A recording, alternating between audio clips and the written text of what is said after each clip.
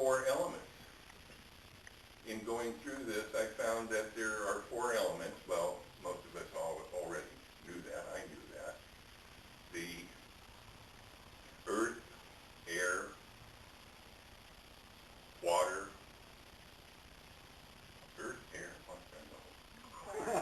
fire. Thank you. The most powerful. Drawing a blank here. I'm a little nervous. Chill well. You're among friends. I know. So, and some people even feel that the ethereal, the ethers, you know, the acacia is an element. While I was doing some of my research on the chakras, I even had one person referred to mind as an element, but I didn't think that was much of an element. So the first chakra is basic. I'm going to cover the basics. Some of us know a little more, some of us know a little less.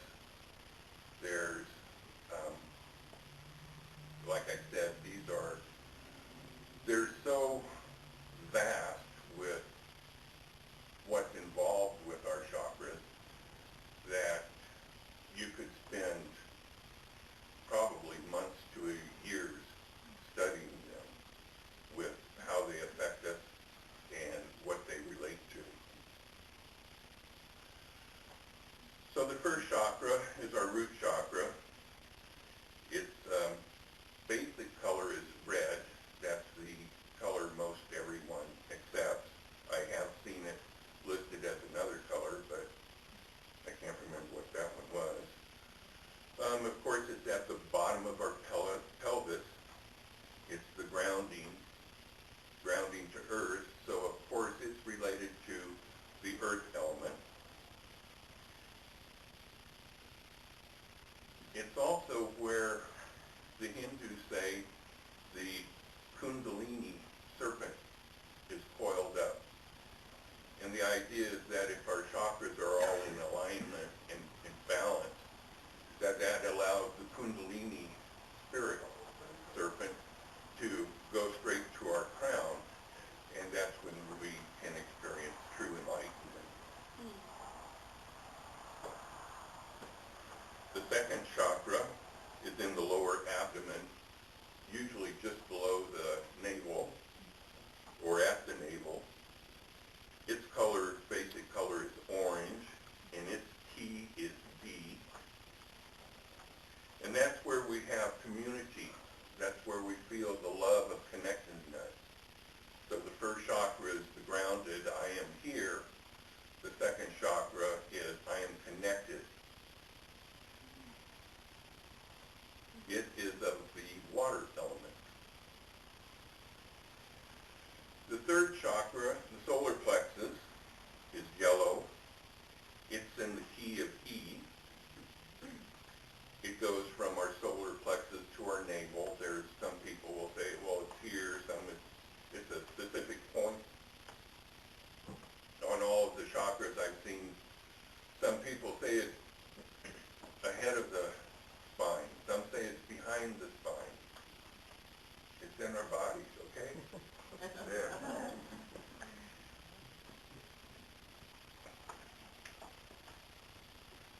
So the fourth chakra is the heart chakra, of course. It's green.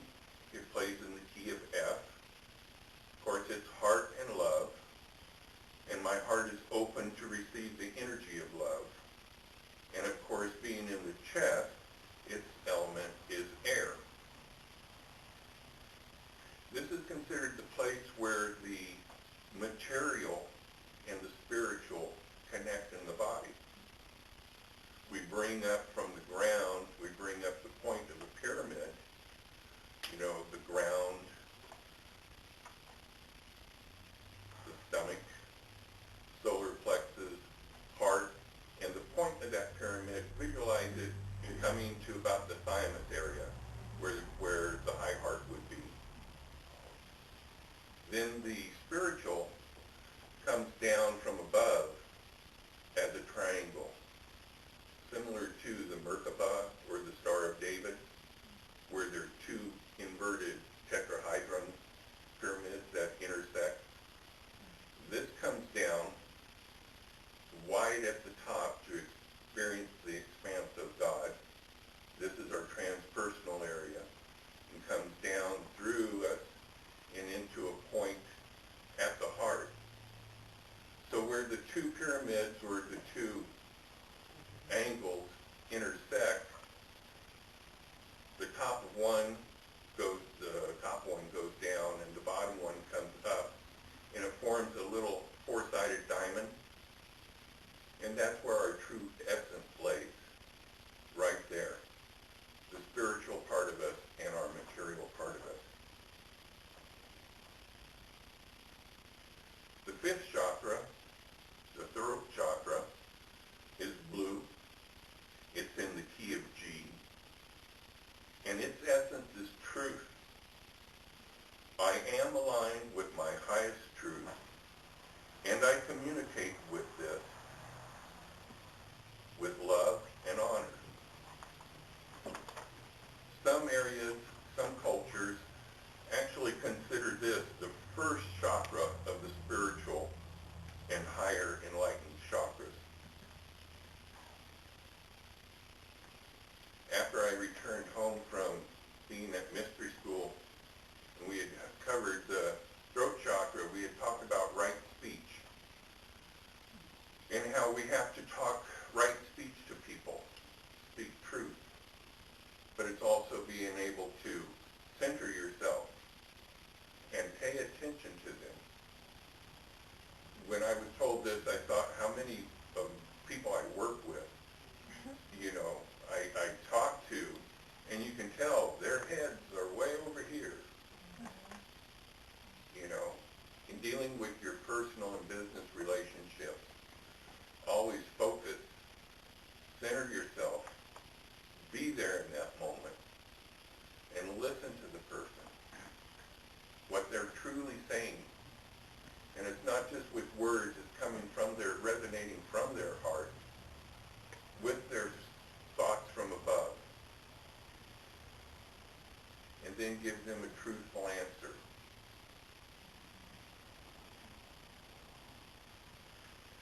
Of course, the sixth chakra is in indigo in color. It's the key of A, the third eye. It lays right behind our forehead and our middle of our brow area back into the base of the skull where our pineal gland is. It's also called the spiritual gland by a lot of communities. It's an element of air. One of the things we did at mystery school was dance blindfolded. And they have these big halls. They blindfolded us.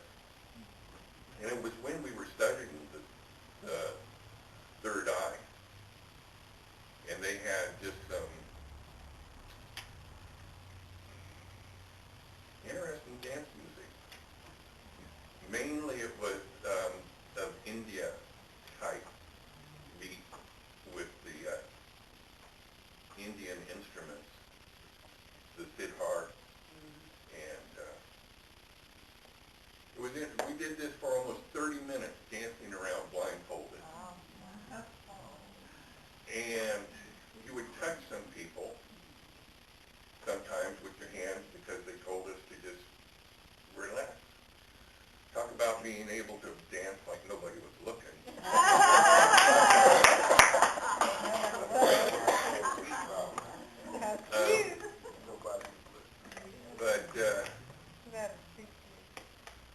After about 10 to 15 minutes of dancing, my blackness went away, and I started seeing the silhouettes, the electronic energy that was being radiated by my fellow people. And so I was able to walk in a dancing move, like a little bouncing, and I just started walking around.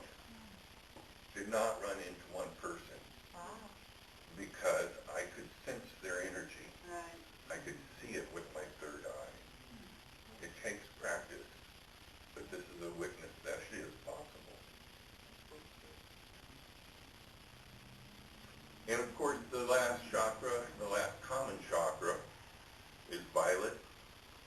It's in the key of B.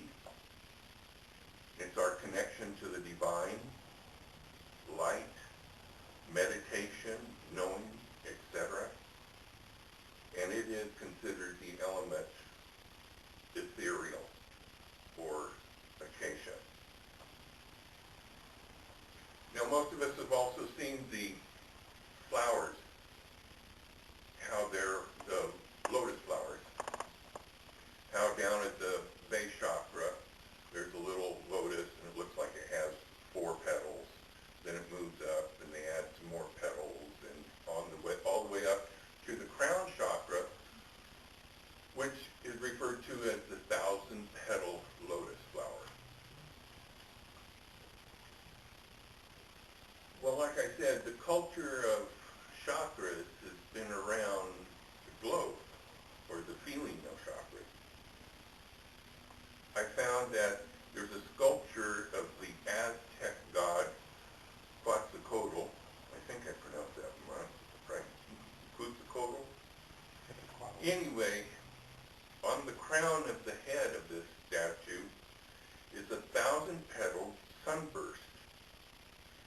And there's also statues carved with the serpent of the liberated spinal fire. I thought that was an interesting similarity that here halfway across the globe, thousands of miles apart, thousands of years apart, such a similarity. Now the archaeologist is going to try to say, well, they both came from the same culture that had that, and it's like, no.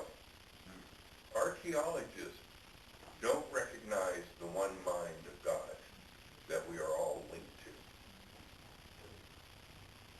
They even found a Navajo doll with bits of stone, coral, and shell that were inserted at the chakra locations. Now the American Indians are aware of the chakras, they just didn't refer to them as chakras. After all, they didn't speak Sanskrit. So they just referred to them as spiritual centers.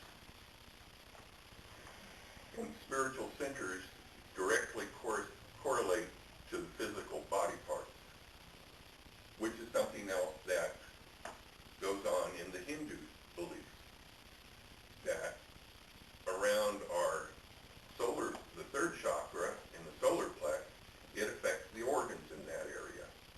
And if you have an organ that's not functioning properly, it's probably because that chakra is out of balance.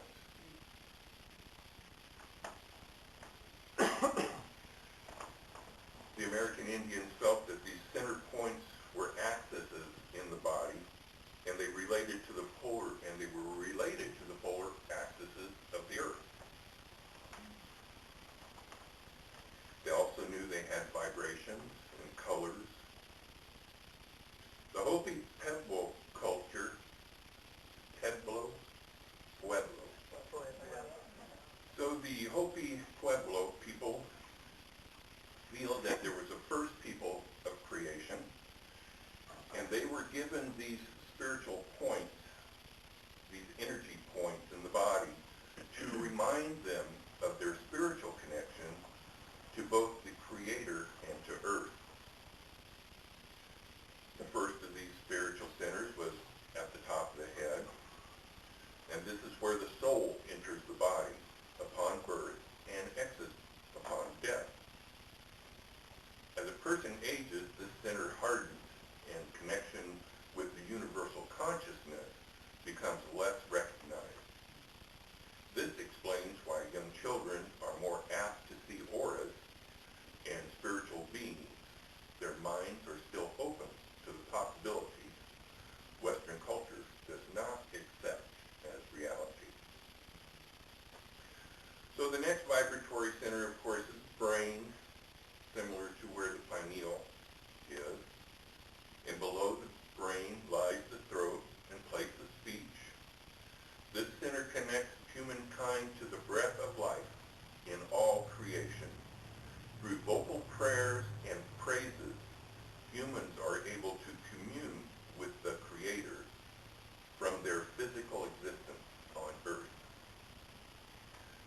Downward to the heart center represents the duality of nature and life. A person of true intent is said to be of one heart, one purpose, and one ideal. If their thoughts and actions are not at one with the universe, they are said to have two hearts. Those of two hearts were the first to bring physical illness to humankind. The last spiritual center is at the solar plexus. It is the throne of the Creator, from which the spiritual life of a person is directed. It can be thought of as the central center of spiritual thought. Physically, this is the center of digestion for the body. So this is the area where you can feel that gut feeling once in a while in your solar plexus. My will or God's will? I tell you, if it's my will, I usually have a flippy floppy stomach that's just kind of not enough. And if it's God's will, it's relaxed. So, unlike the first people who were more attuned to their spiritual connections, humankind today has two additional lower chakras. These are based in the physical realm and were not needed by the first people. As humans evolved through each successive world, we lost touch with the Creator's plan and became more focused on the physical world instead of our spiritual self. Ancient American Indians is very similar to what the yogas teach of the Hindu religion in India.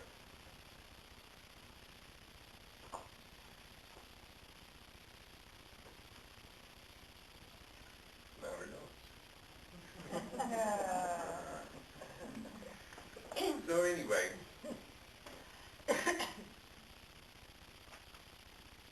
I don't know what else